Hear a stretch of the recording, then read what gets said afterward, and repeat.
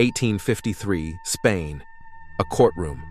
The attendees are anxious and frightened. They are trying to explain what is happening. And what is happening is a historic trial, later called the Case of the Wolfman of 1778. On the defendant's bench sits a man around 40 years old. He doesn't look fierce or intimidating, yet the people present are afraid of him. He is accused of 13 brutal murders. The bodies are barely recognizable. And most importantly, he confesses to the murders, with one caveat: he is not responsible for them. He committed them in an unconscious state because he is cursed. Listen, no way this is just for the network, it's amazing, but I think we can go even further. We're too good for just networks. We could make a movie.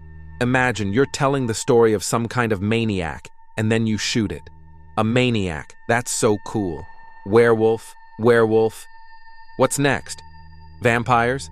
No, that's not cringe. There's a condition called clinical lycanthropy, where a person believes they transform into a wolf, and they feel it. It's possible that this guy had real dissociative identity disorder. Spain, mid-10th century, a small town in Spain. A terrifying news spreads. In the forest, the bodies of a woman and her young daughter are found. The bodies are mutilated and torn apart in such a brutal manner that it seems impossible for a human to have done it. Their bodies look as though they've been clawed by something.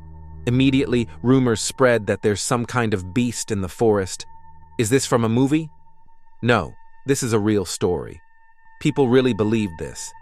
First, it's the 10th century, and second, it's northern Spain, which at the time was suffering from severe famine. This led to massive migration. Most importantly, there was a rise in madness.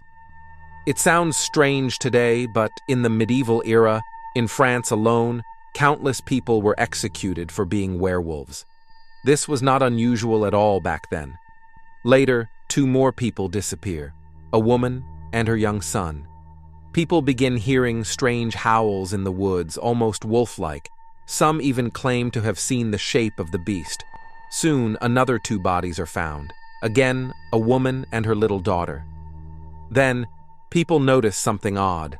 All the victims were last seen entering the woods with the same man.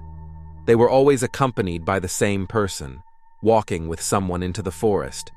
In the mid-century in Spain, the constant crop failures and extended rains caused a crazy migration of rural population, peasants moving to cities in search of work and food. At the time, a new profession became popular, a companion guide who would lead people through unfamiliar areas as there were no maps or navigators. Gomez was a short man in his 40s. Educated, he could read and write, which was rare back then. He worked as a handyman, helping with household chores like washing, cleaning, cooking, mending clothes, and harvesting. Local men considered him too effeminate, but women trusted him greatly. Word spread that Gomez was the one who had accompanied all the victims. He was soon arrested. But here's where things get interesting. It turns out his real name was Manuel Blanco Romasanta, and he was already on the run for a murder charge in 1843. Romasanta had a debt of 600 reales, and the local constable was after him. After their meeting, the constable was found dead, and Romasanta had disappeared. The most shocking part was that Romasanta immediately confessed. But there's a twist. He claimed he committed all the murders of his own will because he was a werewolf. The rumor quickly spread throughout the country. Newspapers reported that a werewolf had been captured, and now he was to be tried. Several courts fought for the right to handle the case, but the trial ended up in the town of Alieri. Later, this case would be known as the Werewolf of Alieri. Romasanta began to give his confession in court, claiming that this was a family curse. He turned into a wolf. A fragment of his testimony is preserved in the court records. "Your Honor, the first time I turned into a wolf was in the mountains of Cusa. I encountered 2 ferocious-looking wolves. I suddenly collapsed to the ground and convulsions began. I turned 3 times, and for several seconds, I was a wolf.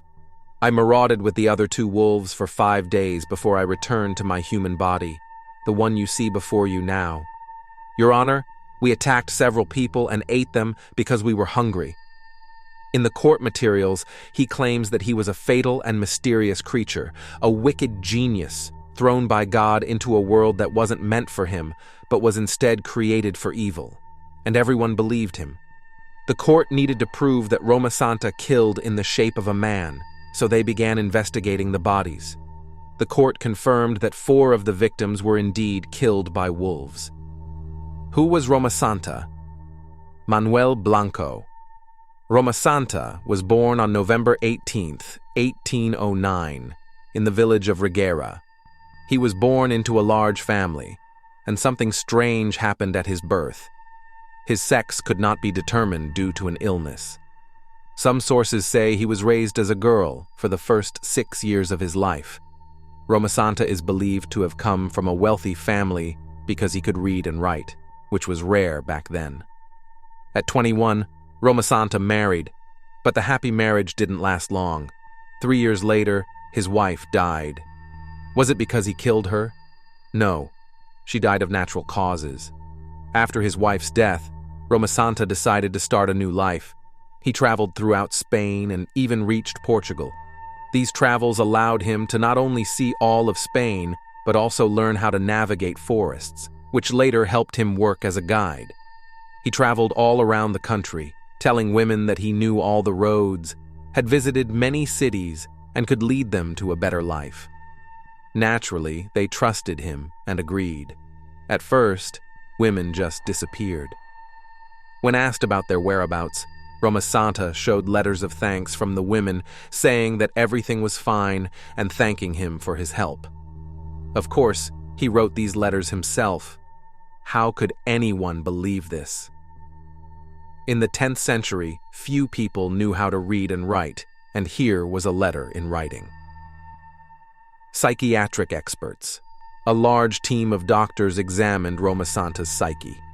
According to their diagnosis, Roma Santa was not insane. His inclination to vice showed that he was not mad, but rather a criminal capable of anything.